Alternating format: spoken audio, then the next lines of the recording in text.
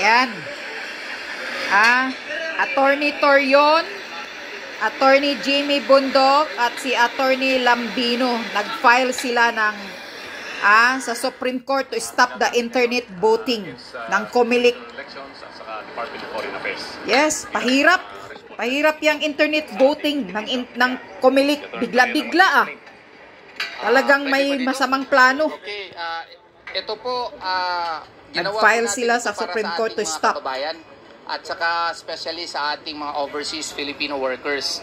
Nung dandoon kasi kami sa Hong Kong with Attorney Jamie Bundok, Attorney Raul Lambino, at saka nila Attorney Vic Rodriguez at iba pang mga kandidato, no? Nakita namin yung apprehensions and fears of the overseas Filipino workers and the overseas voters, no, concerning the system that is being sought to be implemented by the Commission on Elections. Correct. So pinag-aralan po namin and we found out na yung Commission on Elections resolutions na ipinalabas nila starting with 11061 on overseas Filipino voting system, medyo depektibo po. Kasi po, i-summarize ko na, wala pa pong batas on online voting. Wala correct. pong batas. Ang Commission on Elections, on their own, or on its own rather, issued COMELEC resolutions, 3 COMELEC resolutions, specifically COMELEC Resolution 11061, 11079, 11081, which implements online voting even if there is no law yet on the matter.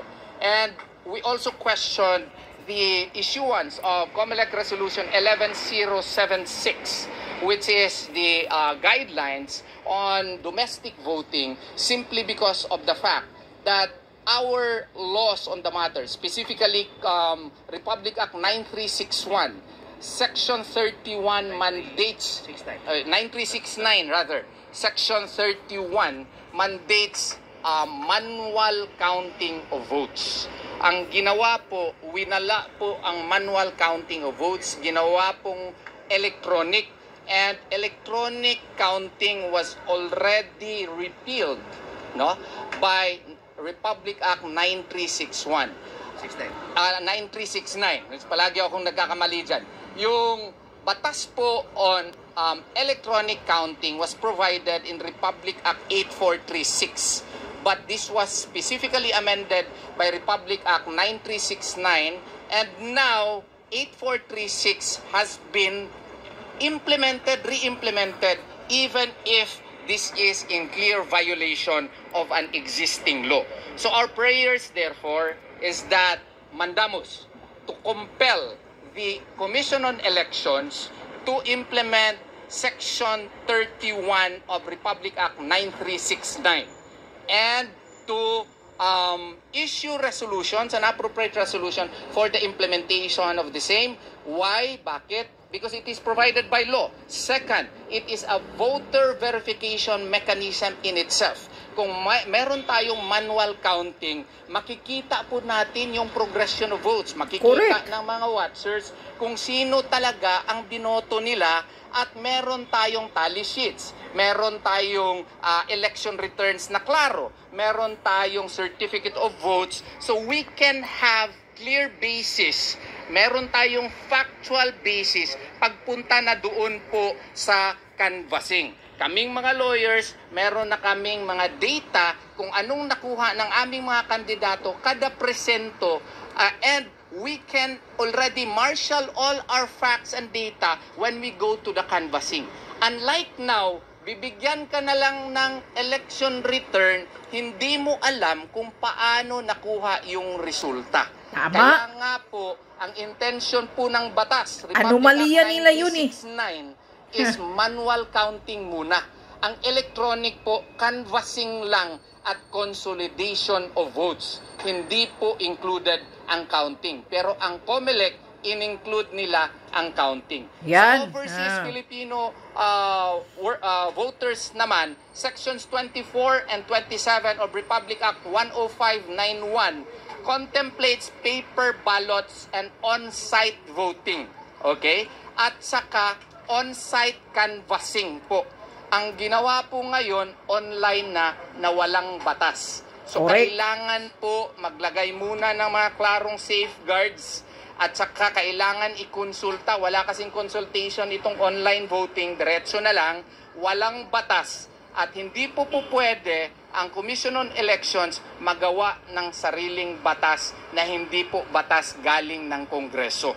Yun Tama. po ang summary ng aming petition.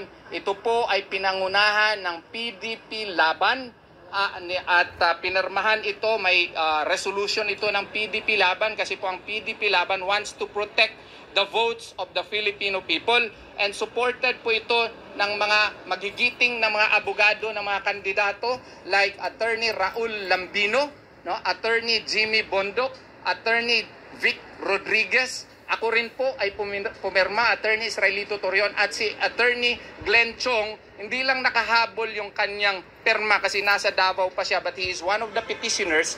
And meron din pong mga overseas voters and OFW na kasali po dito, petitioners. Nilimit lang namin kasi more than 200 po ang pumunta sa aking opisina. Hindi na po makaya ang pagpasiro. So nilimit lang namin. They are very supportive of our legal move. Tama. Dapat i-stop ito. Comelec. Stop yung kabalbalan ninyo. Internet voting. CRO po na and mandamus, no? Mandatory injunction para po first sa domestic voting na i-implement yung Section 31 ng RA 9369 at magawa sila ng resolution para ma-implementa ito. Hindi naman mahirap kung pagboto hindi muna ipasa doon sa machine, i-manual counting mo lang muna, wala nang kailangan gastos. Doon Correct. na lang, choke na lang siguro ang tali, no? Wala nang kailangan gastos. And then, this will also coincide yung concern ng isang lawyer din, si Attorney Respicio, na doon na lang i-on yung internet pag-transmit na ng mga results. Ayan. Para sigurado tayo, meron talaga tayong datos kung ilan ang nakuhang boto ni Attorney Lampino, ni Attorney G.V. Bondok, kada presinto, at saka pati na rin mga local candidates. Mga local candidates nito masisiyahan. Kasi kung sino ang talagang nanalo, ay sisiguraduhin sana namin na sila talaga ang mananalo. Yun po.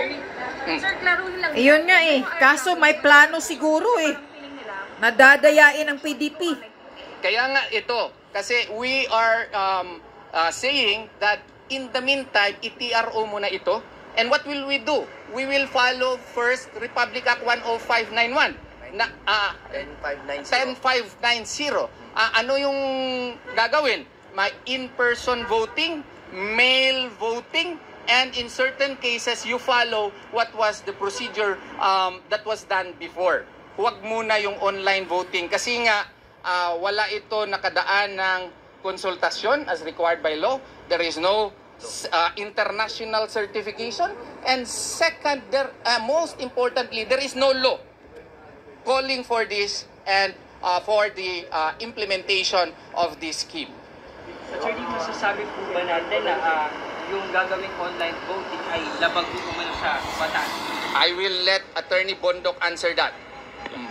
Kasi meron po tayong legal maxim, no, that spring cannot rise above the source, no. Ang problema nga sa online voting, although we laud the COMELEC for exploring new technologies, kailangan pa rin may batas muna bago sila mag-implement. At saka isa pa, ang mandato po ng COMELEC is to ensure na hindi ma-disenfranchise ang mga voters. Ang problema nga dito, it is open to fraud, it is open to duress, Yes. at wala akong safeguards dahil wala namang consultation na Yes, open for or cheating. extensive consultation na naganap. Open for Meron fraud. din po kaming message sa mga OFW kasi yung iba medyo naiinip po because syempre they are afraid. To your question, baka raw madaya Exactly. sila. 2 points lang po.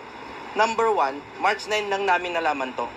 And it is not even a month later na action na po namin. It is April 3. So we are doing our best to make sure we have free, honest, and orderly elections. Open sa pag-cheat, open sa dayaan ang ginagawa nito Mga ginawa para sa OFW, hindi lang po para sa kanila, pati po sa mga nandito na mga pamilya nila. Correct. Para to make sure na hindi nasasayang yung mga pinapadala nila.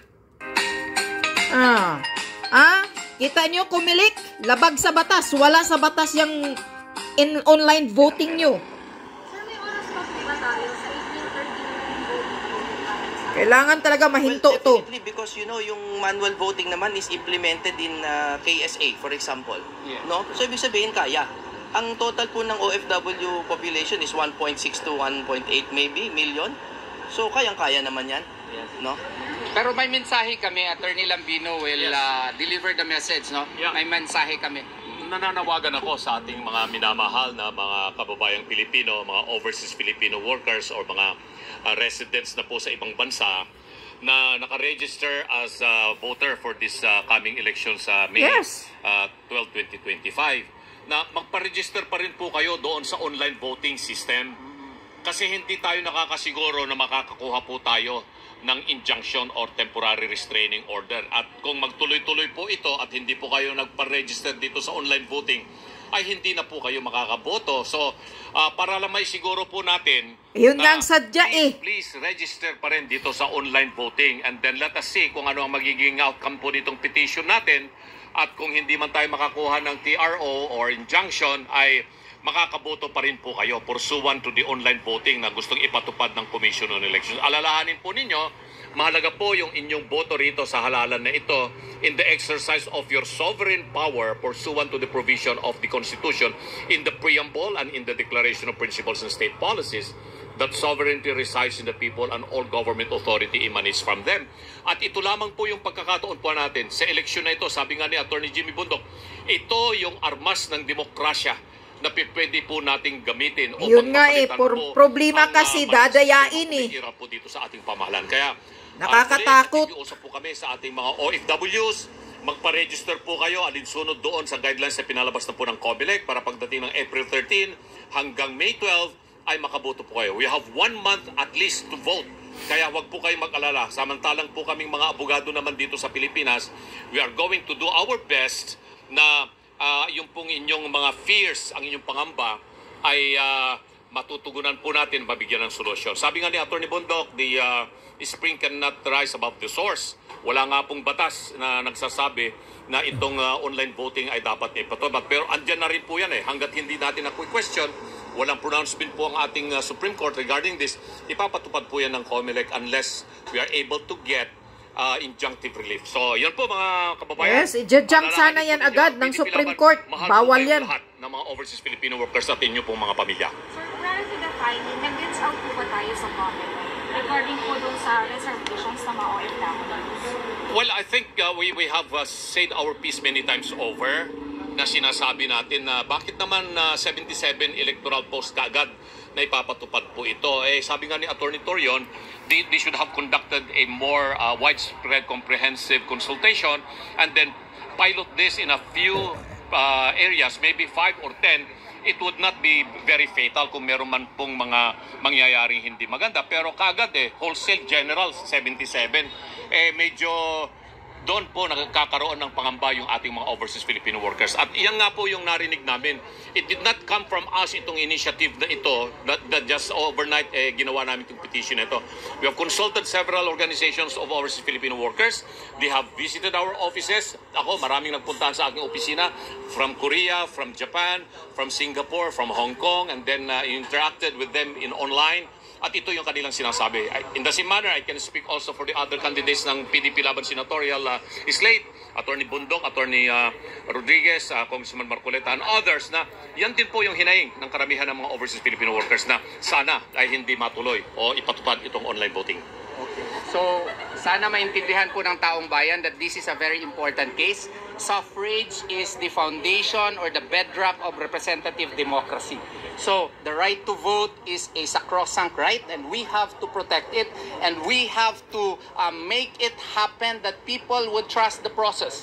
If people do not trust the process, then we really have a problem. And that is why wala we want to have this petition granted by the Honorable Supreme Court. We are on our bended knees because this is very important for us.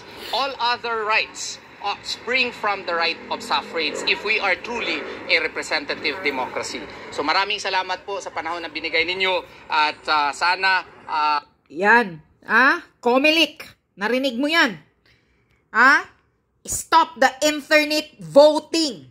We don't want it. Ayaw po namin, kaming mga Pilipino nandito sa abroad nakatira, at saka sa mga OFW, we don't want that. Stop the internet voting. Ang galing-galing nyo, Ayan na, lumabas na rin mismo kay Atty. Torion. Na mismo si Atty. Espacio, Atty. Harold Espacio. Di ba nagpapasabog yan? Na sa araw ng dayaan, sinasabihan niya na si George Garcia na wag mong i-on ang internet sa araw ng dayaan.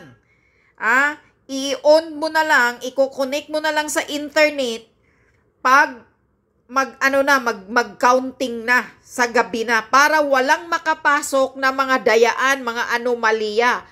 Pero itong hinayupak na kumilik, ginawa na noon ng internet voting. Kailangan na magkaroon tayo ng wifi, magkaroon tayo ng internet habang bumubuto tayo sa araw na yan. Di ba gonggong?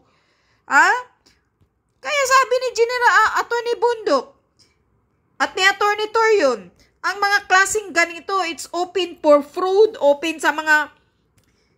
Siyempre, may talagang papasok ng mga dayaan. May mga anomaliyang papasok basta naka-open ang internet. Yung isaksak nilang mga sarili nilang pangalan doon, mga hayop kayo, tigil-tigilan mo yan George Garcia. Putang ina ka Pinalamon ka ng mga Pilipino ng pira ng mga taxpayer, putang ina ka. Wala sa batas pala itong ginagawa ninyo. Gumagawa kayo ng sarili ninyo. Sino nag-utos sa'yo? George Garcia. Na mag-internet voting. Wala ito sa konstitusyon. Wala ito sa batas ng Pilipinas. Sinong nag-utos sa'yo na gagawin ito sa mga OFW? Bakit? Para madali ninyong madaya? Para madaling makapasok ang mga anomalya ninyo? Para maraming mahihirapan at ayaw mang bumoto?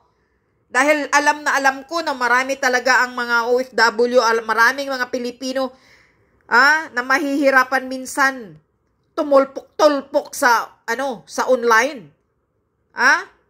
Basta mga ganito kasi maraming mga requirements At hindi lang yan. Pag magkamali ka ng isang tulpok mo, hindi na yan mag-upload, hindi na yan papasok sa sistema. Hanggang namang gigigil ka na. Mawalan ka na ng gana, so ayaw mo nang bumuto. So ito ba? Ito ba ang style ninyo? Ito ba, sinasadya nyo ba ito? George Garcia, nagtatanong ako sa iyo, George Garcia. Imbis na pinagbabawalan ka na ni Atty. Topacio na bawal i-on sa internet sa araw ng butuhan, ang putang ina ka, pero ginagawa mo na ito hinuon ng araw ng butuhan na mag-internet voting. Kundi, sarap mong putang ina talaga kayo. Sagrado itong buto namin, mga hayop kayo. Huwag nyo paglaruan ang mga buto namin kumilik. George Garcia, stop mo to. We don't want it. We want manual. Stop the internet. Putang inang internet voting mo. Wala sa batas yan. Gago ka.